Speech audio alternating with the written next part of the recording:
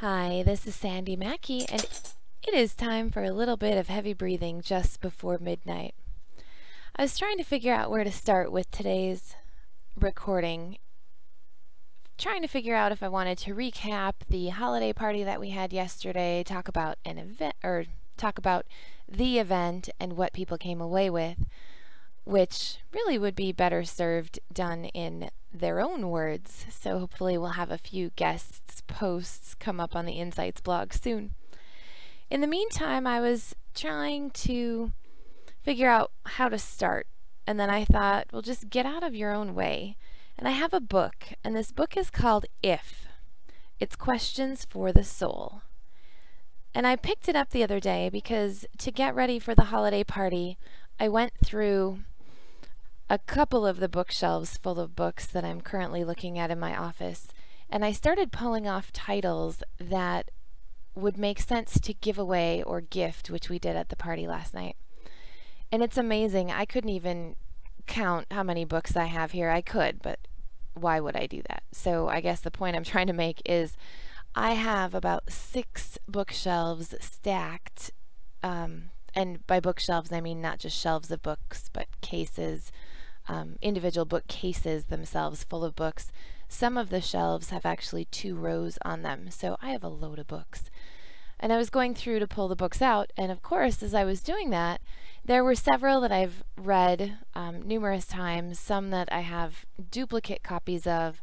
A lot of them came when we downsized the initial Insights office. So was putting them all in a pile to be able to take to the party. And as luck would have it, I'm going through the list and I'm thinking, wow, I don't think I've read this one yet. I don't think I read this one yet. So not only do I have shelves and shelves of books left, I also have stacks that are in my next most important thing to read pile. And I'm looking at about a dozen right now. Luckily, I am a bit of a speed reader and I can go pretty quickly. Well, this particular book, If... Questions for the Soul, I pulled out last week, and I was taking a peek at it because there's just a lot of if statements that are questions to ponder, and I thought that'll be great. When I'm doing a heavy breathing, if I need a source of inspiration, all I have to do is read one of these questions, and then I can just talk about that. So that was my plan. And then tonight I was thinking, well, I'll just jump in with this. So what an appropriate question. I randomly opened to a page, and the question that I got is, if you could awaken one aspect of your personality that you had as a child and feel that you have since lost, what would it be? I think this is an appropriate question to start with because I hosted a holiday party yesterday. And I know a piece of my personality that I sometimes lose, but most of the time work really, really consciously at keeping with me, is childlike exuberance, fun in the moment, and playing games. We get so caught up in being an adult and being a business person and being a responsible citizen that we forget to play. And that, I think, is a significant difference between the culture of the Insights group and any parties that we've ever thrown and other networking or business events or mixers that I go to. When I throw an Insights party, and I don't know why I started this, it's not like I have a checklist of when I'm going to throw a party, I have to do these things. But if you've been to any of my parties, you know that there's always a game that you play when you come in the door. And this is just something that I naturally adopted. I don't think I've thrown a mixer without a game, or if I did, it was only one, because it became so obvious that when we show up somewhere, whether it's a new environment or an old environment where we maybe know some people, maybe we don't, if you can approach it as if you were a child, or as if with that childlike exuberance, a whole lot more is possible. So the game that we played last night happened to be just a poker hand game with a deck of playing cards, actually with as many people as were there. There was about 8 decks of playing cards that were being used. And the point of it was people came in, they got 5 cards, and then you were supposed to mix and mingle, talk to other people, and create the best poker hands possible to get tickets to go and, put in for the prize drawing. And it's such a simple game, And both Al and I, who were hosting this party together, were amazed at how many people were so excited about playing the game. People would come and get their cards, and then they would run around and they'd be back before 5 minutes were up, ready to do it again. We've also done at previous mixers reindeer games where people had to choose a reindeer name and then meet the rest of their reindeer buddies and make sure that they, got one on their lit checklist for everybody. And we've done so many things because when you're in a situation that's new, different, comfortable or not, we always like to have that excuse to break the ice with people.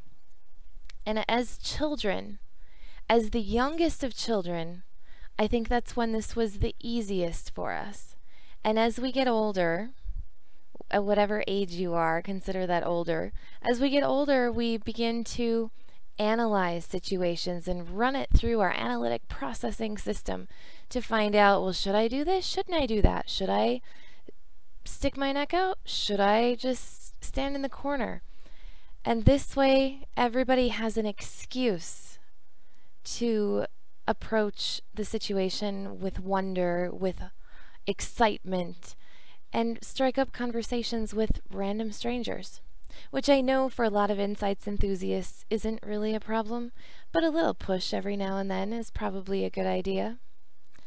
So the question in opening the book, if you could awaken one aspect of your personality that you had as a child and feel that you've lost, to me it would be approaching things with the eyes of a child. And as much as I know that I have it on some days, there's other days where I absolutely forget to bring it with me. So I know I've talked in the past about not memory triggers so much, but having a symbolic item, some people would call it a totem, having something symbolic with you that would help to remind you if you catch yourself not being childlike. I try to surround myself with these things. If you've seen any pictures, I have a retro vintage headset in the shape of an old-fashioned telephone headset with the spirally cord and everything. That's kind of fun to carry around, and it's a conversation starter. I also have just cool things on my desk, whether it's bouncy balls or little cute things that remind me of being a kid. Those are things that I look at that remind me that it's okay to approach life like that. It's even better to approach life like that. Because when we're too serious, we don't get to have any fun. And I don't know if you figured out yet what the point of all this is. I think the point of all this is to have a good time.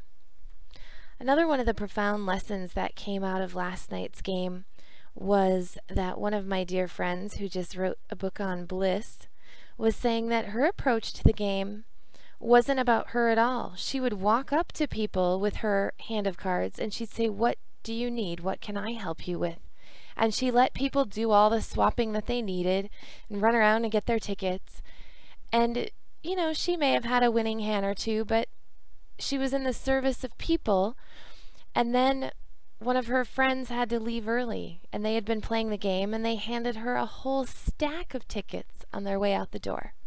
So she ended up winning some things in the drawing, which was perfect.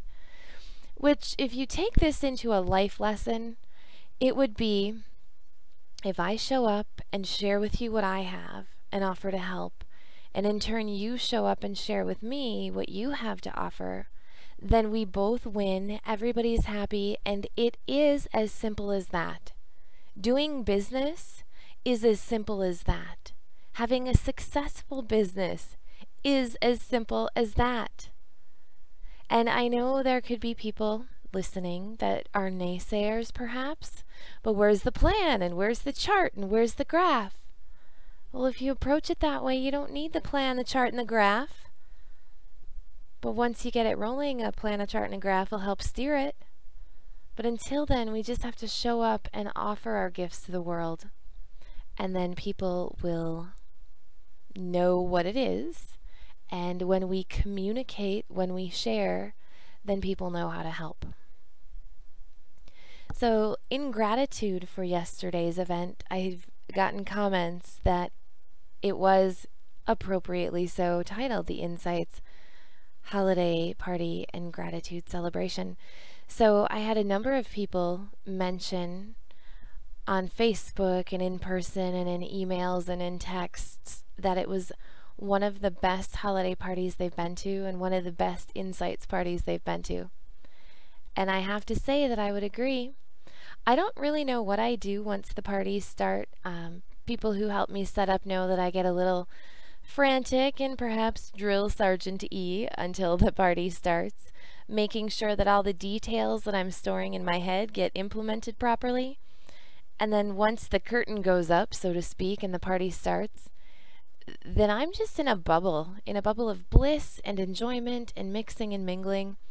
And I know I had a lot of conversations. I know that I posed in a lot of pictures. I know that I took a lot of pictures, but I really couldn't tell you exactly what I did for about 5.5 hours yesterday.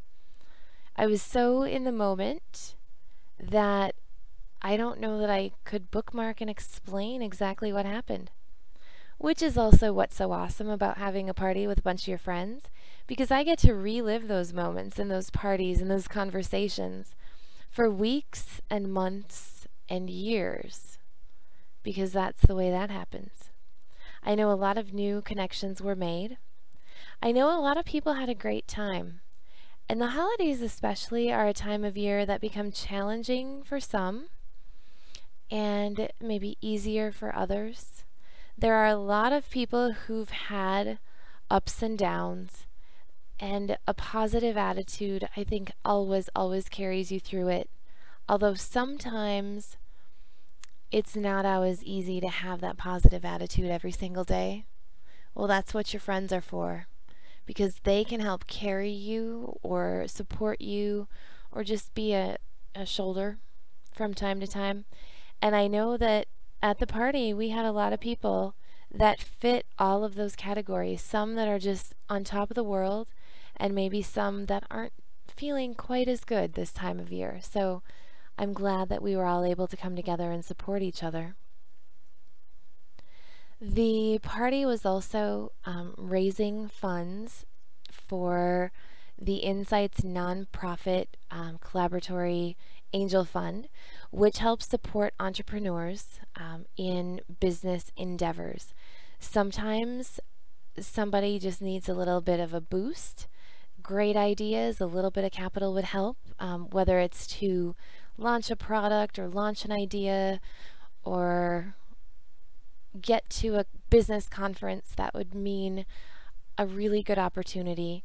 So that's what the Insights Angel Fund supports, which is where part of the silent auction proceeds from last night's event will be going. And then another part will be going to the Memorial Fund for Phil Ziskowski, our audio producer who passed away recently, helping support his family and just giving them a little extra boost this Christmas. So again, the gratitude celebration was amazing. I am grateful for everyone who was grateful and came out and shared a little bit of the holiday cheer. So this time of year especially, remember to approach the world with childlike exuberance. And if it's not as easy for you to remember what that feels like, then find the zaniest, wackiest, craziest, bubbliest person that you can find and ask them if you can just hang out for a half an hour, because it'll rub off on you.